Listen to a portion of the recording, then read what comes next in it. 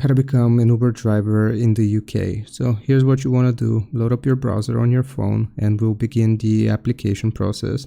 So Google search for Become Uber Driver UK and click on the first website that pops up right here.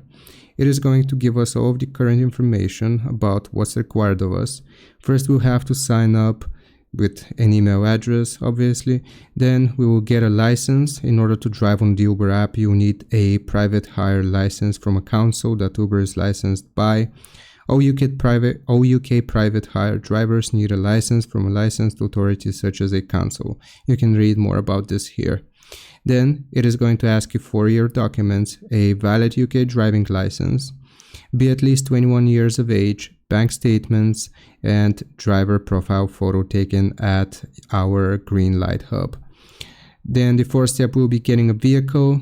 Here it's very easy. You can just submit your vehicle information and you have to complete an EduMe course, basically what is required of you. And the last step will be activating your account.